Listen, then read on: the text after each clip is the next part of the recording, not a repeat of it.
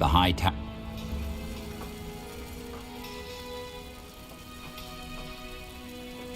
Yes?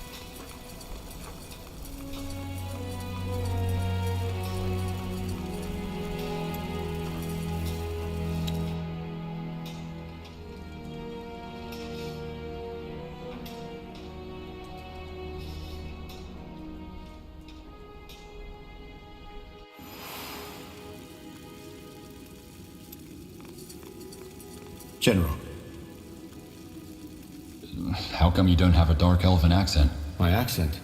Oh, I lost it ages ago. When I moved to that remote village where I conducted my studies. They had their own dialect.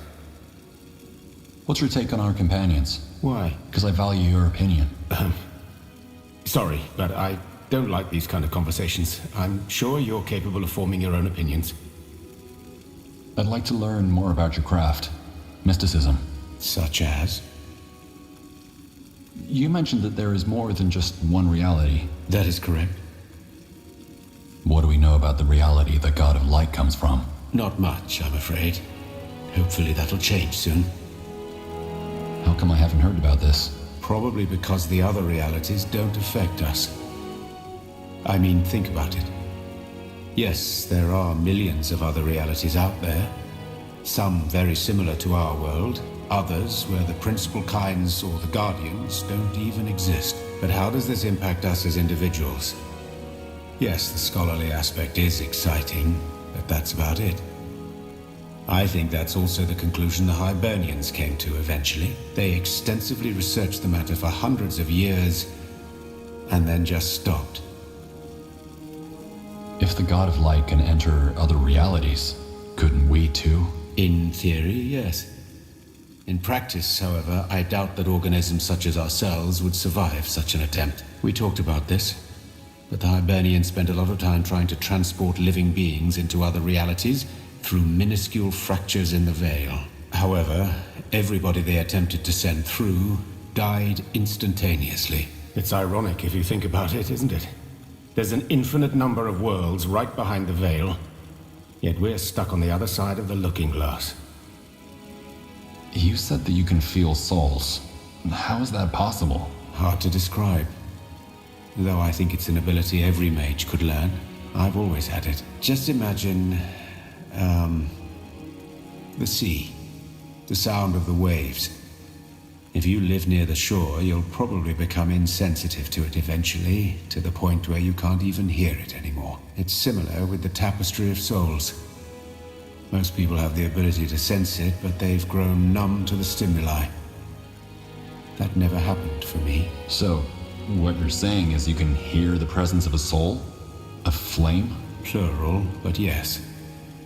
To stay within the metaphor, when the vanishing first happened, it was as though somebody dropped a stone within a perfectly unmarred sea. It caused ripples. I know that may sound a bit vague, but it's hard to explain to somebody who has never seen the tapestry at all.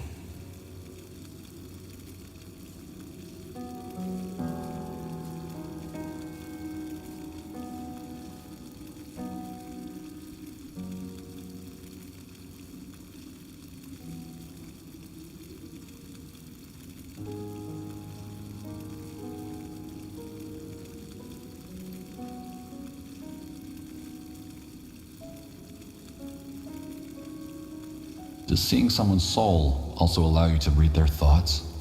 I wish it did. No. I can tell a person's age and magical gift, but that's about it.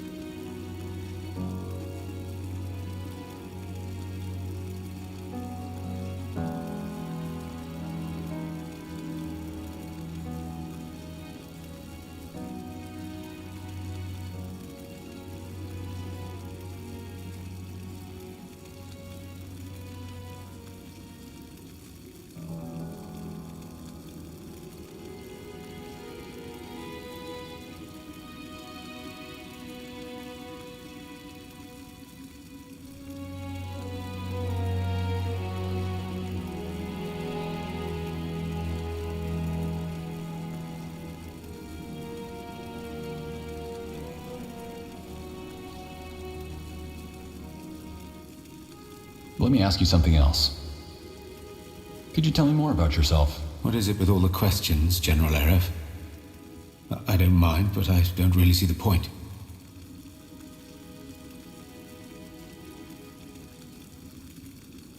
Because I'd like to get to know you better. Is that so? Well, ask. How is Dark Elven culture different from Nortandian culture? In just about every aspect. Dark Elves value the collective over the individual. Hardship over pleasure. Self-control over displays of emotion. What do you think about it? Good question. I used to be an avid advocate of Dark Elven culture. But now that I've lived abroad for a while, I can see why most foreigners demonize us. Slavery, sacrifice, demonic incantations. It's easy to write the Exalted Father off as the epitome of evil. The truth is, however, somewhat more complex. Calabroc's system may be brutal, but it works. Better than most societies, for that matter. How do you feel about being in exile? I don't know. I suppose part of me misses having a sense of home, roots. But there's no point dwelling on the past. It is how it is.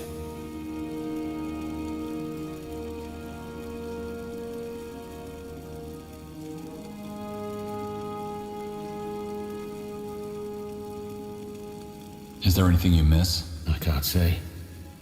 Ever since I left, I haven't really looked back.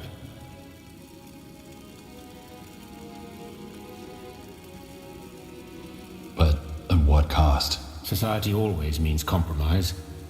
I don't think the Exalted Father rejoices in the suffering some of his servants have to endure. The only reason it seems evil to you is because you come from a different culture that values different ideals. Let me ask you something else. What made you leave the Dark Elven Empire? Long story. I don't want to talk about it. What was your profession back when you still lived in Lar? Intelligence. What? Right. You wouldn't know. Dark Elven children are taken from their birth parents at the age of 4 and are given a concoction that wipes most of their memory. Then they are sent into the communes. Giant buildings where they live until they come of age, with hundreds of other children who were born the same year. These are their brothers and sisters, whereas the Exalted Father and his queen become their parents from the time they enter the commune until they come of age.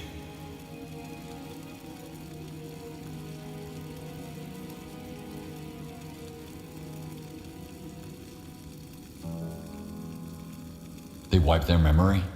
In other words, Dark Elves don't know their birth parents? No. And reaching out to your child while it's still in the communes is a punishable crime.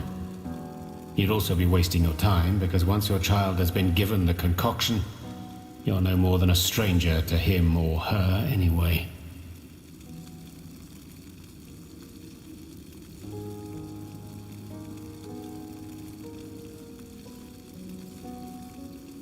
Your son didn't grow up in a commune, though, did he? No. We lived in a village near the border where laws weren't that strict. Also, being influential as I was back then allows different options when it comes to the upbringing of your child. Figures. The Exalted Father becomes their actual father. That's mostly symbolic, isn't it? Symbolic, but deeply imprinted into their brains. To what end, though? To weed out the weak from the strong, and to determine which caste the child is most suitable for. Intelligence, strength, endurance, etc. And what happens to the weak? Depends. Most of them just end up in endurance, doing farmer's work. Others die. Strength, intelligence, and endurance. So, Dark Elven society is divided into castes? Yes, the entirety of which constitutes the realm. Speech rules, strength fights, and wisdom preaches. And the parents agree to this? Well, they don't bake cakes and throw confetti to mark the occasion, but yes, they agree. The communes are an inseparable part of Dark Elven culture, and, albeit at a cost, they work. The communes provide every child with the same chance. That's more than could be said about Finon Mir or Nortanda culture. So they're raised and educated in the communes? By the overseers, yes. Though they don't intervene too much, apart from training and teaching them. The idea is to let the pack, the children of each generation, develop their own hierarchy and dynamics. Throw them into a pit and see who comes out on top. Well said. Interesting. And you were assigned to the intelligence? Correct. What about people who fit into more than one caste? They either choose or take on special roles. A boy who, for example, shows skill in magic and in battle might become a battle mage in strength. What about those without any strength? The ones that make it through the communes alive, they become endurance. What castes are there? 6. Strength, intelligence, speech, wisdom, endurance, and soul. What does the soul embody? The leadership. The Exalted Father is a member of the soul, as are most nobles and people of influence. You're not really chosen for the soul, though. You need to be born into it. In other words, unless your parents are members of the soul, chances are next to naught that you'll be raised into it. I mean, there are exceptions, but they are rare. What's the purpose of the speech? Politics, mostly. Or bureaucracy. Like Ambassador Jarrus here in Greykeep. Endurance? Yes. The workers, farmers, and craftsmen. They do the simplest, but often the hardest and most important jobs. Not the truly demanding ones, though. Those are reserved for the slaves. What do members of the Wisdom do? Preach. They devote their life to both Nor and the Exalted Father, and spread his ideas. Strength is the army? Army, city guard, and so on. Pretty much every job that requires muscle and knowing how to kill. Most Black Company mercenaries used to be members of the Strength before they changed professions. Figures. What's the purpose of the intelligence? To study magic? To gather knowledge and explore magic, yes. Did you ever marvel at all the constructs, demons, and creatures that make the Exalted Father's army such an impressive force? They wouldn't exist without the intelligence. Certainly, spending most of your life in dank laboratories may not be as glamorous as fighting for glory on the battlefield, doing nifty politics and attending conclaves, or holding masses in front of hundreds of lost souls. But if it weren't for the intelligence, the Exalted Father's empire wouldn't be what it is today. Not at all. I can imagine. And your mission was to study the nature of life and death? And the nature of reality, yes. I have to say, if there is one thing I miss about the time before my exilement, it was the Dark Elves' appreciation for magic and knowledge. Not even Kalea's universities can hold a candle to the sanctum of the intelligence in Karlabrock.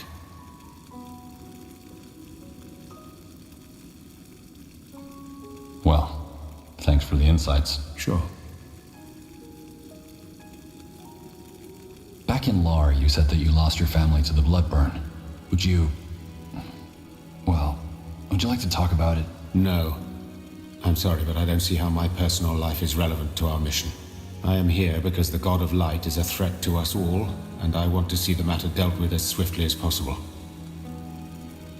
Don't you feel easier around people you know? Of course I do. However, I'm not here to feel easy, but to stop the God of Light from devouring this world.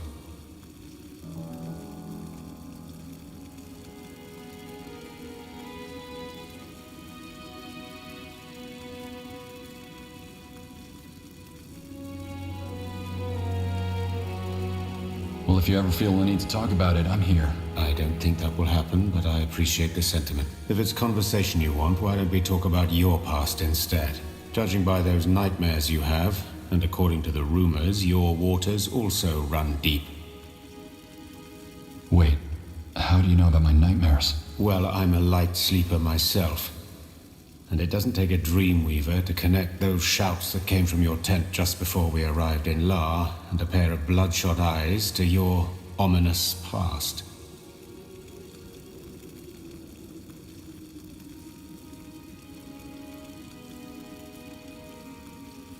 If by my past you're talking about that incident in Imperia, I have to disappoint you. I don't remember it. Oh, that's fine. I wasn't interested in the details anyway. I only care about the result. You made a tragic mistake and other people paid the price for it. In the end, that's what it comes down to, isn't it? I guess. What are you getting at? I merely want your opinion on a question I haven't found an answer to. Say a person makes a terrible mistake. How can that person be sure he or she won't do it again if confronted with an identical situation?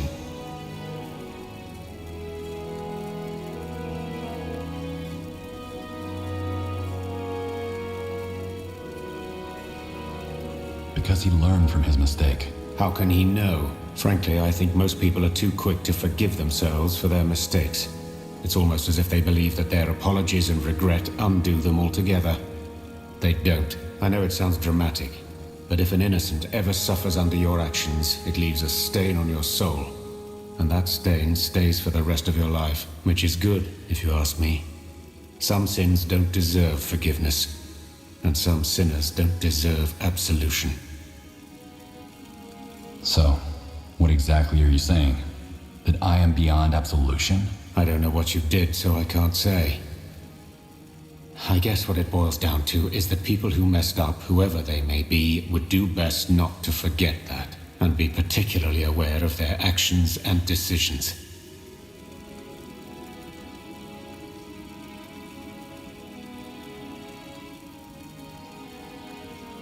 You don't believe in second chances, then? Second chance as in a chance to wash away your guilt? No. The people who suffered from your mistake didn't get it, did they? So why should you? All that being said, I do approve of the Queen's decision to make you General of the Wolf Guard. I even see why she did it. It's better to have someone who knows their demons lead us than someone who doesn't. Now let's get back to the task at hand, shall we?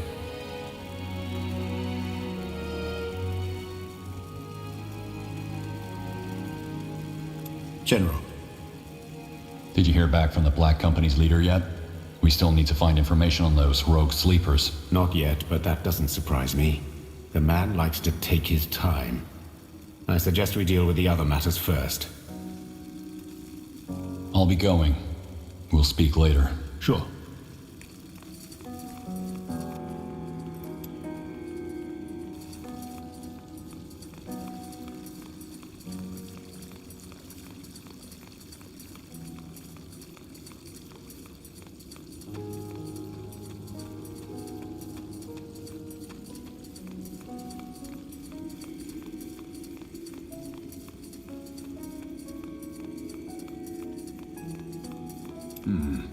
Interesting.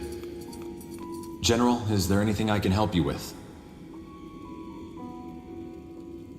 Has our dwarven ally arrived yet? Not yet, but we have received word that she passed the gates of Kings 2 days ago. In other words, she will arrive soon. If you'd be willing to wait, I could arrange a conclave right after she arrives.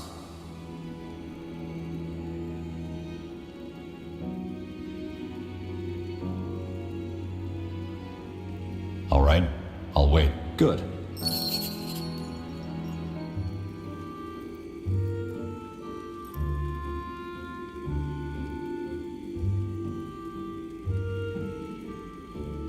Your Majesty? Rara Hellstone, rise. Your Majesty, it's an honor. I'll keep it brief. High Hierophant Arrakis has enemies in Windhome too. The Blackstone Rebels, which I lead together with my brother Malik. We are planning a coup, and we're hoping for the Crown's support.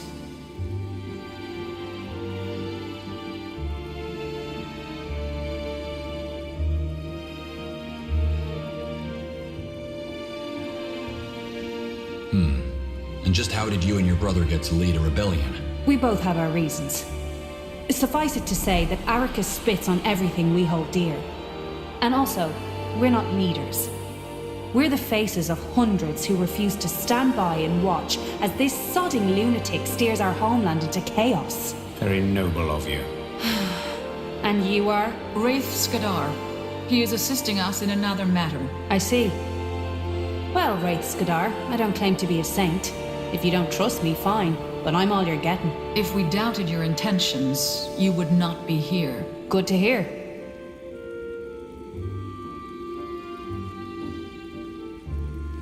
So, not all the dwarves in Windholm support Arrakis. Of course not. His ideology is a current that threatens to drag under everyone who doesn't fit the ideal.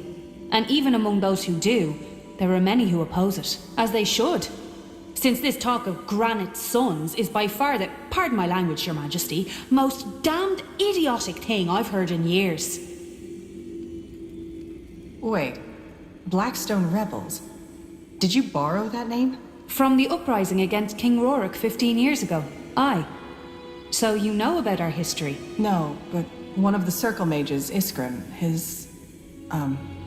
someone close to him died during the rebellion. Many good men and women died.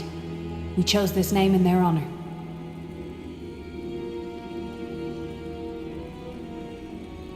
Interesting. So instead of engaging directly, you want to support these rebels. Is that it, Your Majesty? Yes.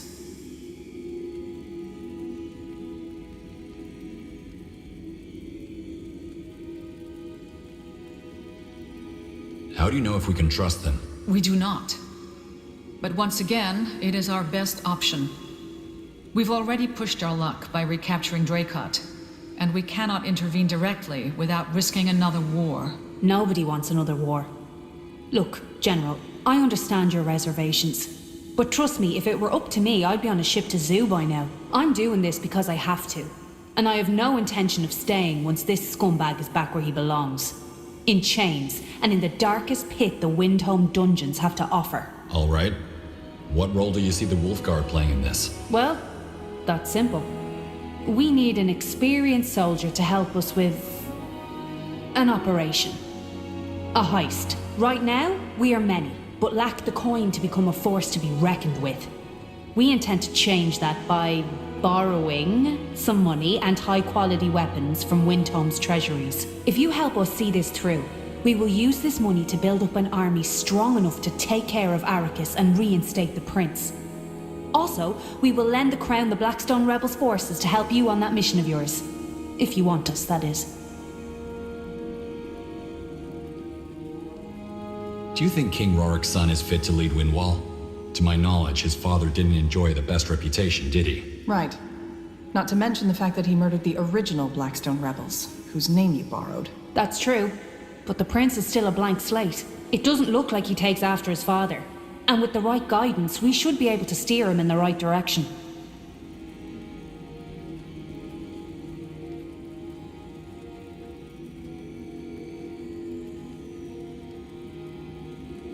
You know about our mission? About the God of Light? I was briefed, yes. Why would you risk the lives of you and your men for that? Dust and stones. You're looking for the fault in everything, aren't you? First of all, it's simply our end of the bargain. You help the rebellion, we help your mission. Secondly, if this God of Light is half as gruesome and dangerous as the rumours about that fight in the Hall of Justice say, only an idiot would sit in our hands while it tries to eat our world. Don't you think? How do you plan on getting us into Windholm, though? Is there a side entrance? Way better. Look. Letter of passage. For Sverak Yor? One of EO's most renowned architects. Aye, whom we've taken hostage. Arrakis hired him to help with the construction of his statue. What statue? You don't know? Arrakis has ordered the construction of a giant statue of Nihalf made of pure moon silver. A monument to Windholm's greatness, apparently. Huh. So that's the symbol that dwarf in the Windwall outskirts was talking about. An unrelated question, but did you notice any cases of people disappearing in Windwall? Or its outskirts? No. This is about the God of Light, right? Yes. I see. Well, no, nothing yet. Though now you mention it, there has been talk of strange dark elves patrolling the border. That might be anything, though. Frankly, at this point, Windtom's biggest problem is Arrakis. And I hope it stays that way for now.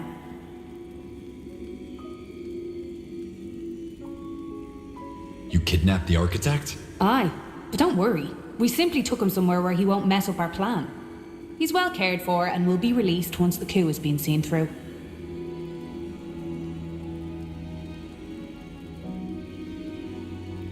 A statue made of pure moon silver.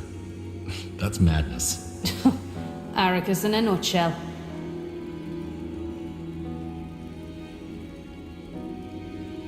Arrakis wants an Empyrean architect to design the statue. Am I the only one who sees the irony in that? No, he sees it too. Which is why the letter also contains strict orders not to question its bearer too much. That's convenient. But I'm not Svarog Yor. How does this letter help us? Says who? You spent years in Imperia, and you even have a slight accent.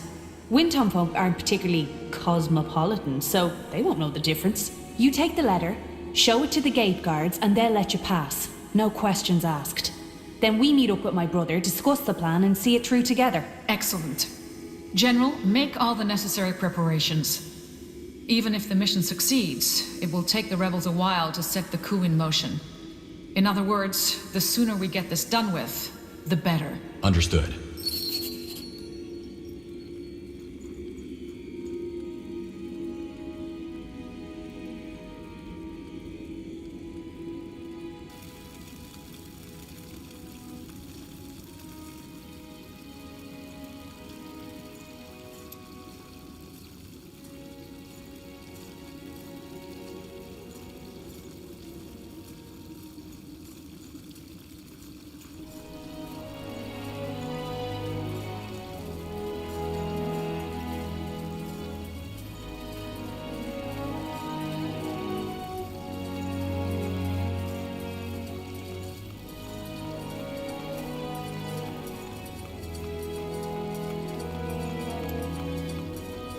General, what is it? I wanted to check in with you, see how you're doing. Especially after... well... After we met Tahar's murderer? I appreciate the concern, but really, I'm fine. If anything, I'm glad that the murderer has a face now. Or a mask, in this case. I can't change that Tahar's gone, but I can make sure that the bastards responsible pay.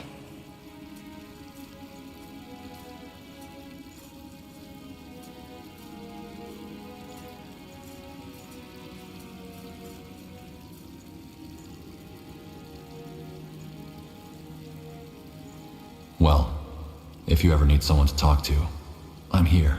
Thanks. Now, where were we? So, tell me a little more about yourself.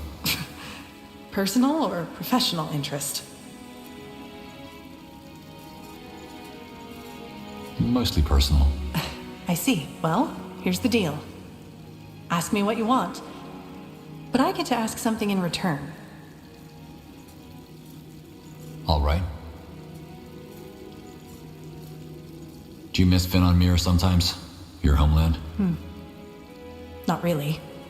Though sometimes there are those nights when I get nostalgic. I think of the giant trees, the towering buildings, and the tranquility. And I wonder what my life would be like if I had stayed there, though I'm probably just romanticizing the past. I'm very good at that.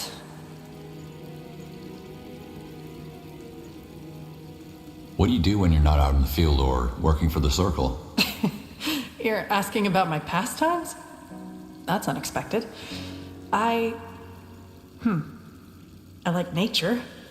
And I play cards. Cards? You mean you gamble? Sometimes, yeah. Not for high stakes, though. It's really just for fun. There are a couple of playing clubs down in Greyfell. You play too?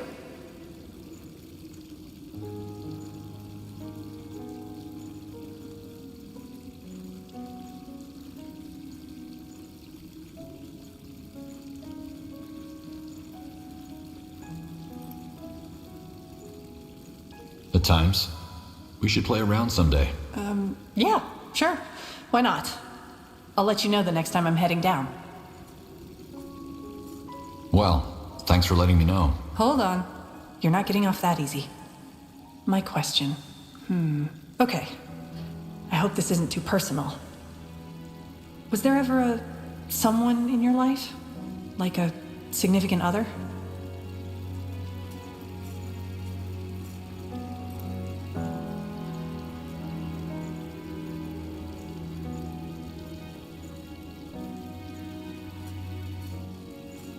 There was, yeah. I thought so. I'd ask who it was, but this probably isn't the time and the place, so maybe some other day? I'm curious. Where were we? How would you like to grab a drink? A drink? Why? Do you need to discuss something?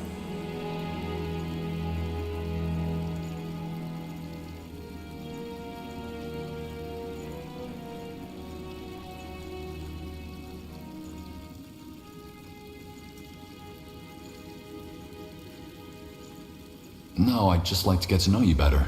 Oh? Well, sure, why not? I could use a breather. So, yeah, sure. Let's go. I know a good spot.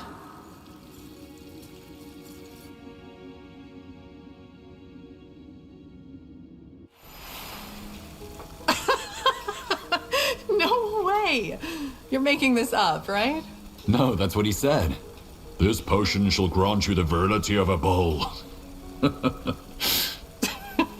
Ellen's reigns.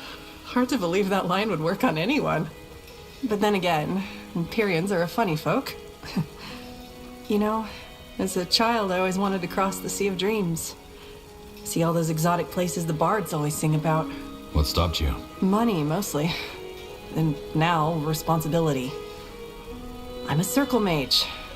I don't feel like one, and I'm not sure I'm doing a particularly good job at it, but still. I can't just turn tail because I feel like it, can I?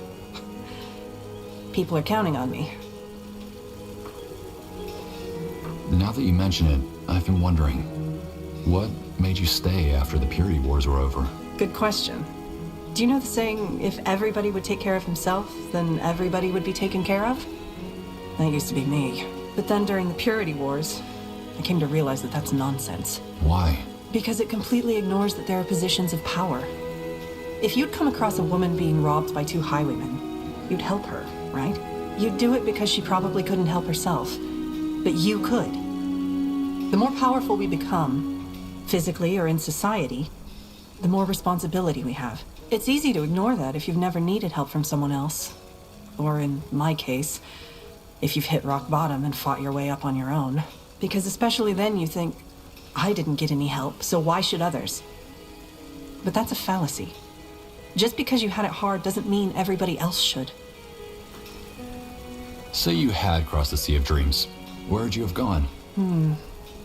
Kalea, maybe? Or Zhu. Ultimately, I don't think the place would have mattered. What I've always loved about the idea of traveling to a new country is that it would have been a fresh start. You know, turning the page, starting over.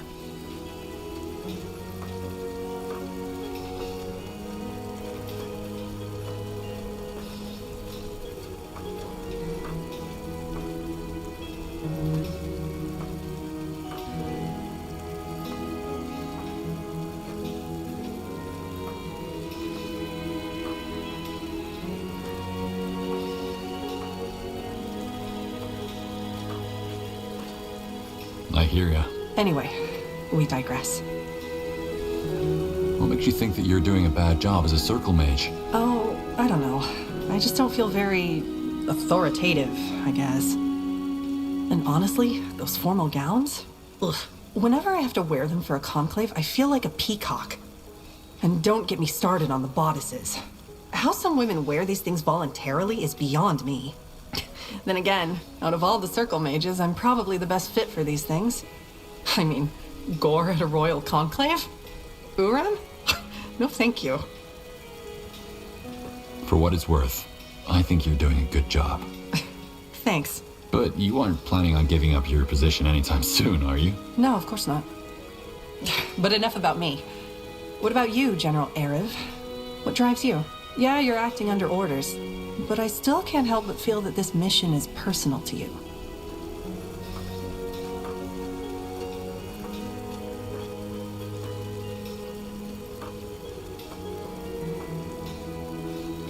Well, somebody has to do something about the God of Light, right? It's just the right thing to do. Very noble. Anyway, I had a great time, but we've been talking for over an hour now. We should probably get back to the Wolf Chamber. I mean, we don't want there to be any gossip, do we?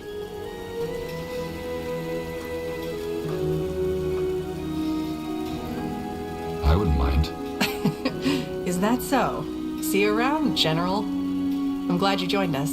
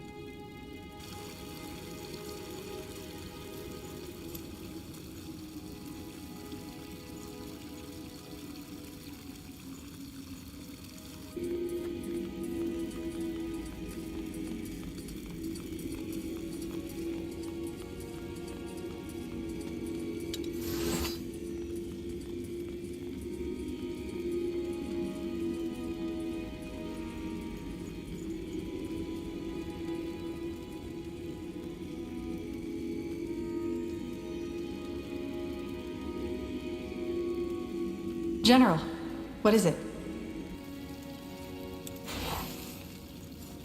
What's your take on our companions? Oh, so we're doing the gossip thing? Sure, why not? Who? How do you feel about Wraith? Good question. To be honest, there's something about him that, I don't know, makes me melancholic. He tries not to show it, but it's always there.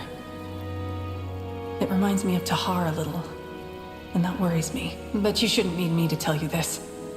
Judging from those long talks you had, you probably know him better than I do. Either way, anyone else?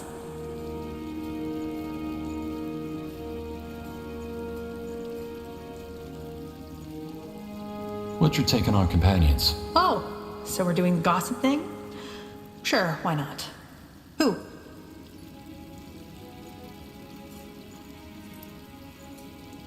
Could you tell me more about the Circle? Sure. Shoot. Couldn't the Queen call the other Circle mages back to help with our mission? She could, but I don't think that's wise. Why not? Because their missions are equally important. While our mission's purpose is to prevent catastrophe, theirs have to do with restoration. With, you know, making things better. Which is a welcome development, if you ask me. If the only thing the Crown does is prevent the world from falling apart rather than trying to cement its foundations, I doubt this era of peace will last. Who are the other Circle mages? There are 7 of you, right? Yeah. Undergast, Gore, Uram, Iana, Iskrim, and Rowan. And surprise, all of them are out doing fancy things while I'm condemned to confer with nobles all day long. Though, admittedly, that has changed a little since you came here. Rowan. Should I know him? I don't think so. Rowan was Isamo Tahar's right hand during the Mage Wars. Wait, and he's a part of the Circle now. Isn't that a bit contradictory? It is, but he switched sides after the war and helped us with our fight against the Purity. I still don't like him, though. He's vain and a bit too concerned with his own ambitions for my liking. To be honest, I'm glad he's not in the keep right now.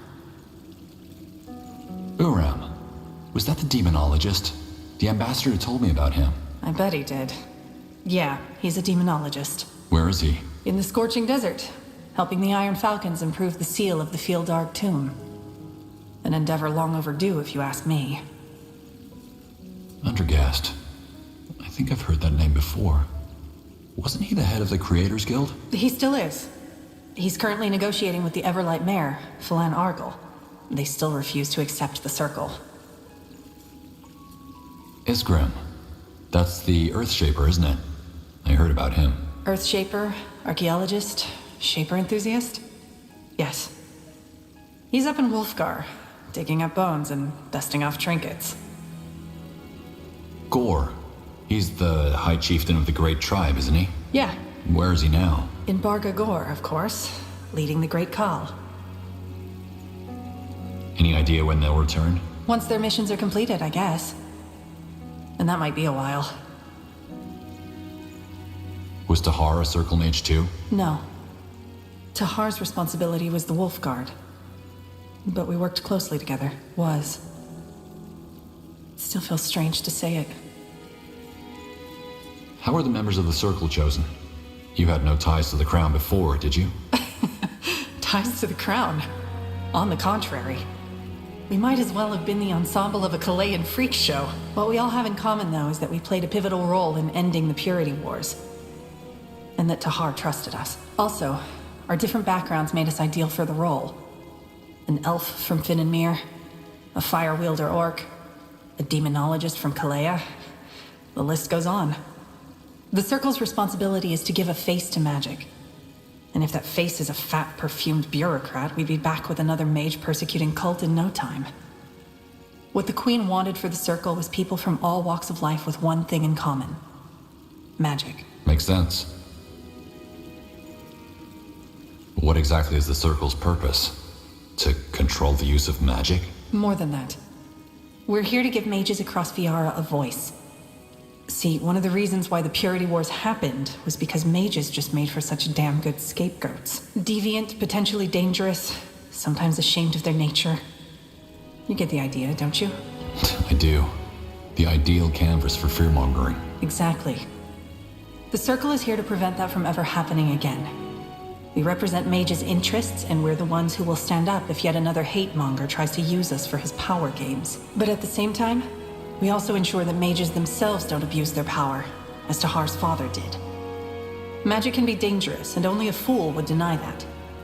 There need to be laws, rules, and supervision. And that's what we provide. Why was the Circle formed? What, they didn't tell you? My, you really have some catching up to do. Short answer? Because of the Mage Wars and the Purity. First, a mage abused his power in an attempt to overthrow the crown. Then a demagogue turned the table and orchestrated a genocide of everyone with enough magic to light a candle. After we defeated Lycain, it was clear that we could never ever let something like this happen again. And so the Queen formed the Circle. Oh, not just the Queen. She and Tahar initiated it. But the idea is for every country on Io to legitimize it as an independent entity representing the face of magic. The orcs have already recognized it, and so have the more here. And once Circle Mage Undergast is done convincing the Everlightmare, we'll move on to the Exalted Father, and later Kalaya and Zu. In the long run, we're also not going to stay here in Greykeep.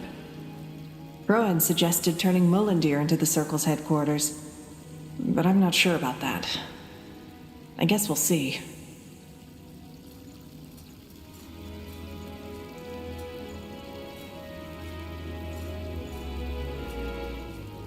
I'd like to know more about the Purity Wars. About your fight against Rondar Lycain. To be honest, I'd rather not talk about it. How come? Because it brings up memories that I'd rather leave buried for now. You know, some of the things we saw in that journey, I don't think I'll ever forget them. The smelter, the massacres committed by the Bane. Let's change the subject, all right?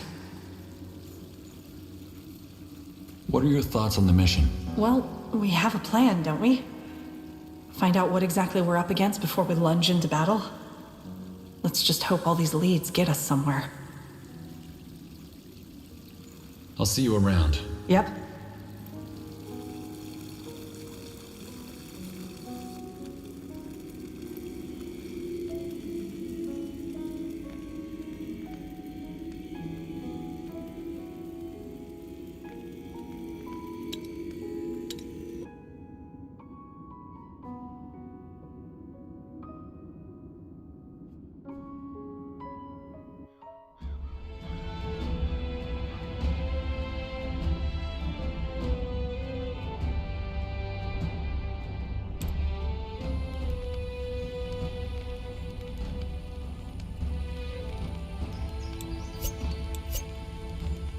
They are fools to It's challenge them us. or us.